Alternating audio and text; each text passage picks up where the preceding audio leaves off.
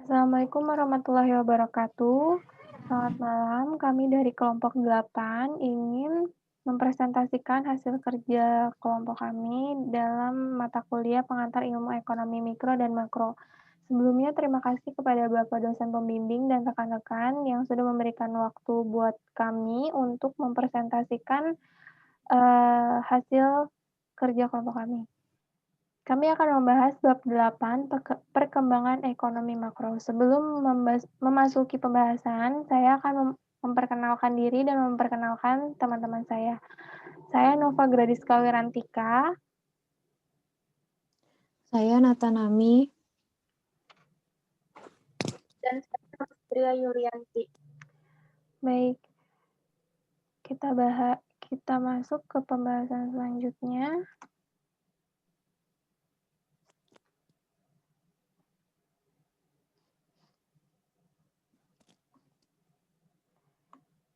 Bab 8 yang terdiri dari perkembangan ekonomi makro, fokus pembahasan dalam ekonomi makro, inflasi, pertumbuhan output, pengangguran, peranan pemerintah dalam ekonomi makro, kebijakan fiskal, kebijakan moneter, kebijakan pertumbuhan, siklus bisnis, dan untuk materi selanjutnya akan disampaikan oleh Natanami.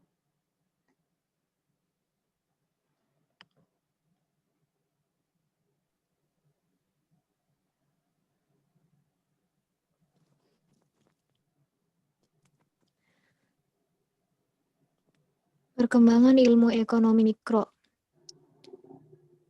Ilmu ekonomi mikro lahir dari usaha untuk menjelaskan depresiasi besar pada tahun 1930-an di Amerika Serikat.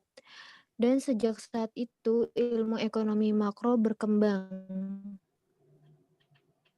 Ia mengisi dirinya dengan masalah baru karena perkembangan dan perubahan atas masalah ekonomi.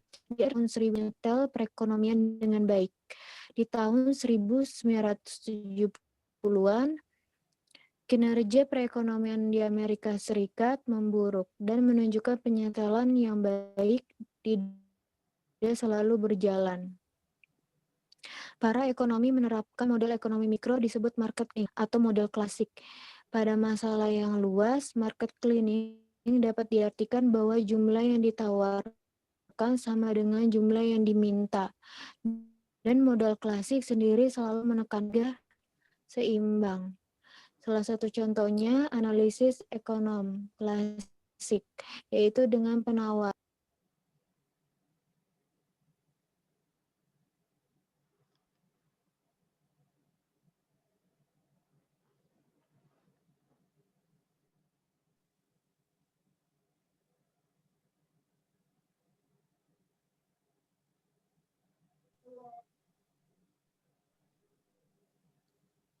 Fokus pembahasan ekonomi makro. Untuk fokus pembahasan dalam ekonomi makro, ilmu ekonomi makro ada 3, yaitu inflasi, pertumbuhan output, dan pengangguran. Seorang pembuat kebijakan pemerintah pasti menginginkan inflasi rendah, pertumbuhan output tinggi, dan pengangguran rendah. Dalam perekonomian makro tidak semua dapat berjalan baik. Bila kita memperbaiki satu sisi, maka kita akan memperburuk sisi yang lain. Sehingga dalam perekonomian makro penuh dengan saling meniadakan atau trade-off. Inflasi. Inflasi merupakan kenaikan harga secara keseluruhan. Pengurangan inflasi merupakan tujuan dari kebijakan pemerintah. Inflasi ada 3 macam, yaitu creeping inflation, gloping inflation, dan hyperinflation. Creeping inflation merupakan inflasi yang sifatnya rendah ataupun ringan, berkisar 0 sampai 10%. Gloping inflation merupakan inflasi yang bersifat sedang atau di ambang batas. Bila tidak diatasi akan menciptakan ketidakstabilan ekonomi. Sedangkan hyperinflation yaitu inflasi yang dimana sifatnya tidak dapat dikendalikan karena lambung harga dan rendahnya daya beli masyarakat.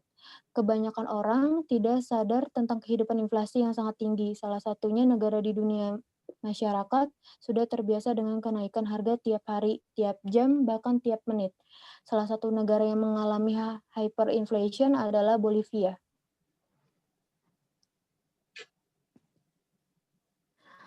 Pertumbuhan output. Perekonomian mengalami pertumbuhan tidaklah mendaftar pada tingkat tertentu sepanjang waktu, melainkan mengalami kecenderungan bergelombang naik turun pada kinerja jangka pendek. Kinerja perekonomian memiliki ukuran utama, yaitu output aggregate, jumlah total barang dan jasa yang diproduksi dalam perekonomian selama satu periode tertentu. Bila output aggregate mengalami penurunan, maka barang dan jasa akan berkurang, sehingga aggregate disebut resesi.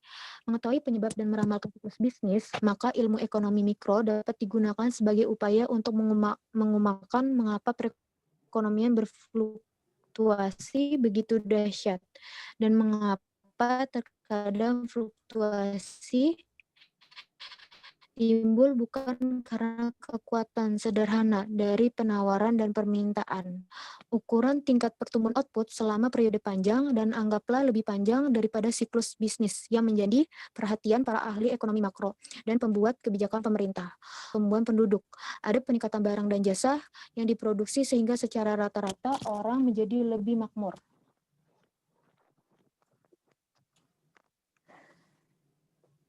Kurva permintaan agregat dan penawaran agregat. Penawaran dan permintaan dalam ilmu ekonomi mikro yang membedakan hanya lingkup.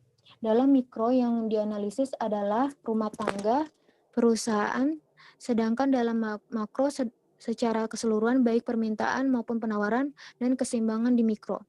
Permintaan dan penawaran di makro disebut permintaan agregat dan penawaran agregat. Permintaan agregat adalah permintaan total akan barang dan jasa, dan penawaran agregat adalah penawaran total barang dan jasa. Horizontal adalah output agregat dan yang diukur pada sumbu, sedangkan vertikal adalah tingkat harga keseluruhan, bukan harga barang dan jasa tertentu. Berikut adalah gambar kurva permintaan agregat dan penawaran agregat.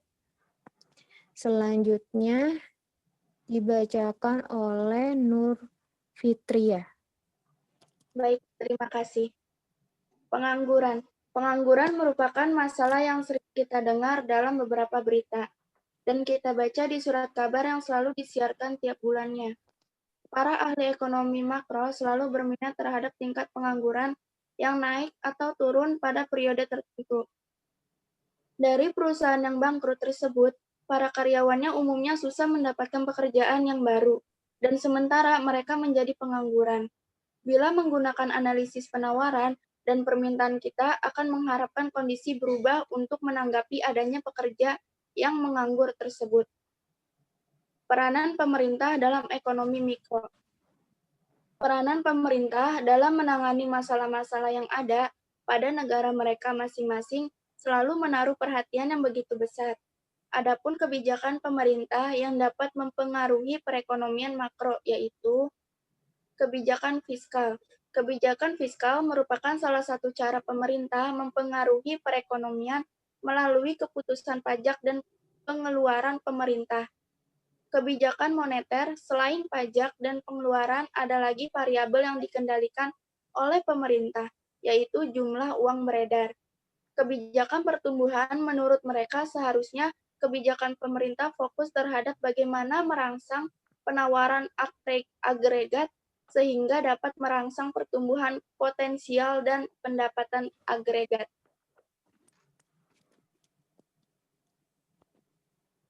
Gambar 1.2 siklus bisnis.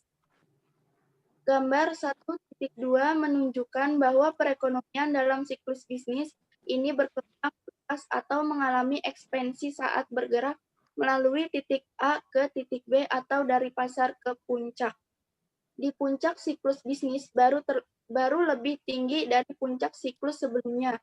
Periode di mana perekonomian dari lembah ke puncak disebut ekspansi atau ledakan bom.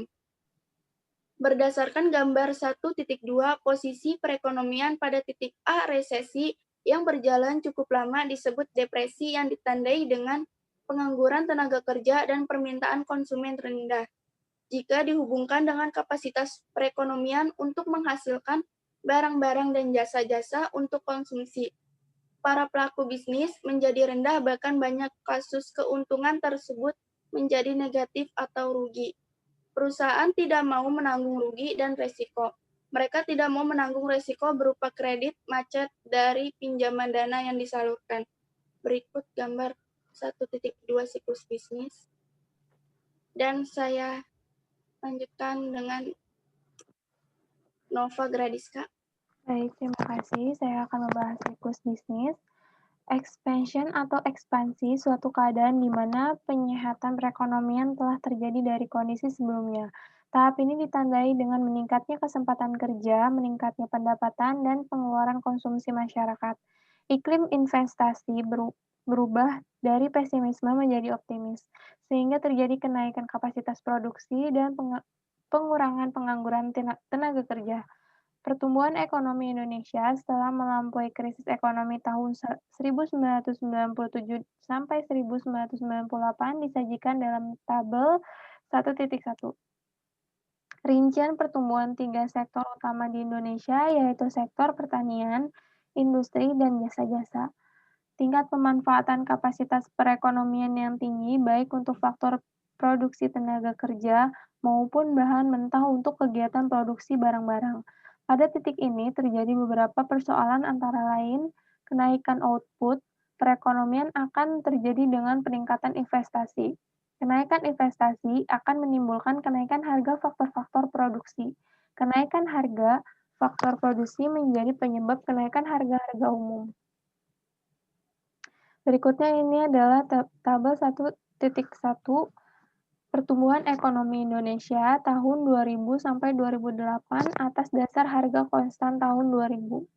Di sini kita sama-sama bisa melihat dari tahun 2000 sampai 2008 terjadi kenaikan di 2008 6,1%. Selanjutnya pada tabel 1.2, pertumbuhan sektor pertanian, industri, jasa-jasa tahun 2001 sampai 2008 berdasarkan harga konstan tahun 2000. Di sini terjadi kenaikan pada sektor pertumbuhan 2008 4,8%, sektor pertumbuhan industri 3,7%, pertumbuhan sektor jasa-jasa 8,9%. Pada tabel 1.3, angkatan kerja dan pertumbuhan tingkat pengangguran di Indonesia tahun 2000 sampai 2008, pengangguran di Indonesia selama tahun 2002 sampai 2008 tumbuh rata-rata 8,07% per tahun. Angka ini menggambarkan persentase penduduk angkatan kerja yang tidak memperoleh pekerjaan. Berikut adalah tabelnya. Dari tahun 2000 sampai 2003, terjadi kenaikan persentase 102,631 pada angkatan kerja, jumlah angkatan itu 1,8%, tingkat penganggurannya itu naik jadi 9,6%.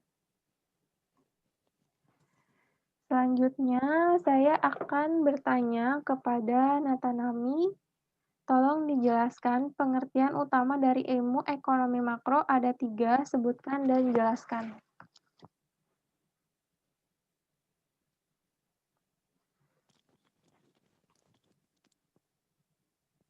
Halo.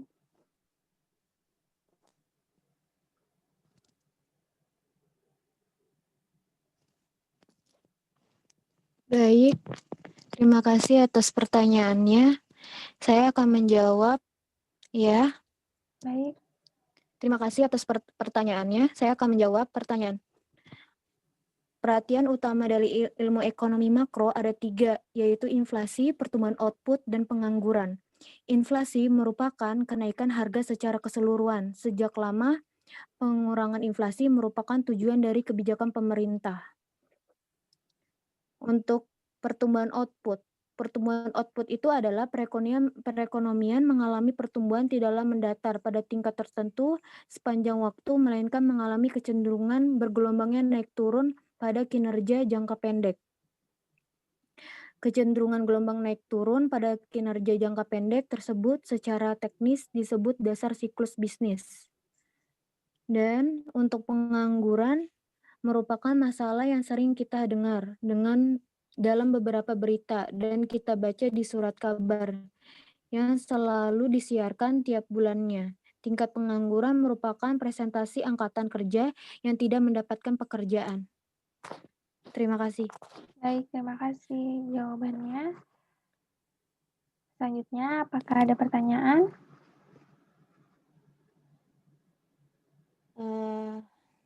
Aku.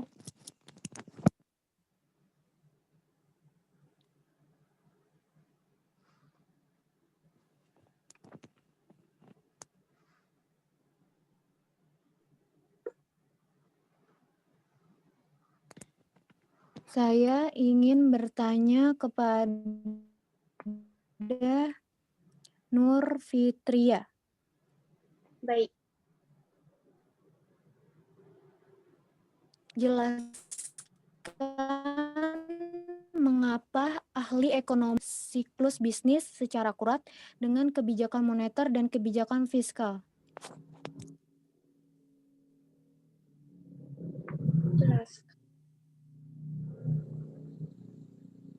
Bisa diangkat pertanyaannya? Jelaskan mengapa ahli ekonomi tidak percaya akan kemampuan pemerintah dalam mengatur siklus bisnis secara akurat dengan kebijakan moneter dan kebijakan fiskal.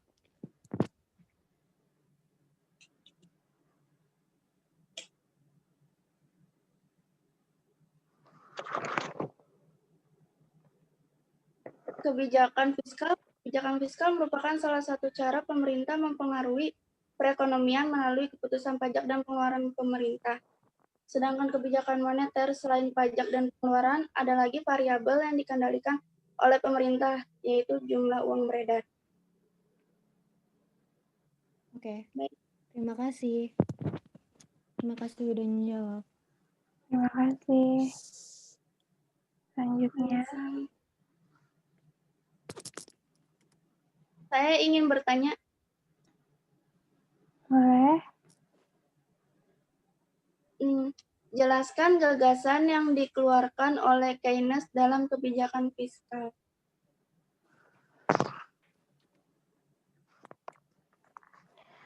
Saya akan menjawab. Keynes mengeluarkan suatu gagasan bahwa kebijakan fiskal dapat dan hendaknya digunakan untuk menstabilkan tingkat output dan peluang kerja. Atau dengan kata lain, Keynes yakin pemerintah memotong pajak atau menaikkan pengeluaran bila terjadi penurunan dalam perekonomian. Sebaliknya, pemerintah menaikkan pajak atau penurunan pengeluaran untuk mengeluarkan perekonomian dari inflasi. Terima kasih atas jawabannya. Baik, terima kasih. Sekian presentasi dari kami. Mohon maaf bila ada salah dalam kata-kata. Kami akhiri. Wabillahi taufiq wal hidayah. Wassalamualaikum warahmatullahi wabarakatuh. Waalaikumsalam warahmatullahi wabarakatuh. Waalaikumsalam warahmatullahi wabarakatuh.